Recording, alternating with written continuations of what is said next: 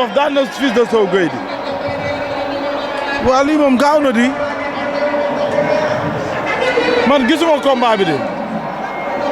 man reporté wu ma combat bi de daan na ko di waa Aïdara mii de jël ba gaaw na di waaw waroon naa ko indi looy wax ni waroon naa ko indi de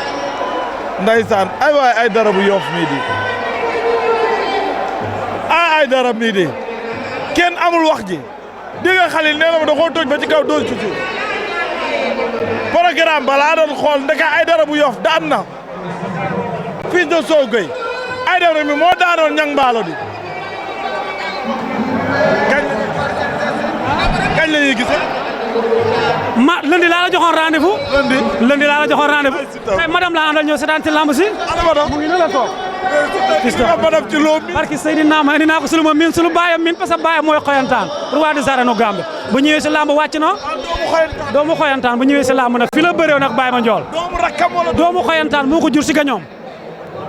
Lamine Samba moo am kóol da koo gis ne ko jàkk an sa papa mu ne ko mu ngi kañ moor Lamine Samba ne ma dénkaat naa la ko kii papaam sama wëllëre la ñëw naa ba seen dëkk seet si ko moo tax mu ko gisee ma xam ne doomu xoyantaan la déggoo ma de maa ngi fële jaaral fa. waaw tey Siteu tey Siteu.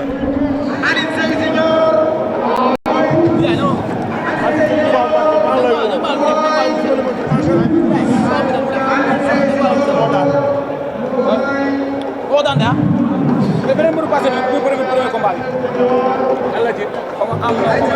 passé daal fekkee naa seen benn victoire benn défaite Fils de Sow Gueye lañ mujjee daan sama piis yi mënu ma koo déplacé mënu ma koo déplacé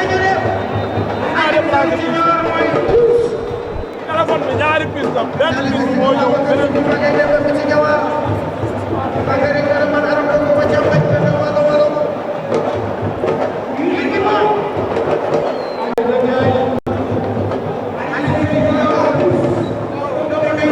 aduna des fois Mbacké aduna des fois di nga sagal sa bopp waray sa bopp daa am ku ma war a teral léegi gis ma may wuyu téléphone bu la ma yaa ngi ci dara te wallaahi nekkuma ci dara seetet sama yaakaar tas na sa wërsëg dem na mais jili no mu naa la mais maa la raw si yaa baax dëgg non fekk ka fekkee comme Abou Seif ak Ada Fass ya gars yi woo nañ ma ne am nañ ay image te fekk ma ñëw karfanta ci leeral ko ay Abou bàyyil coow ay Abou Seif bàyyil coow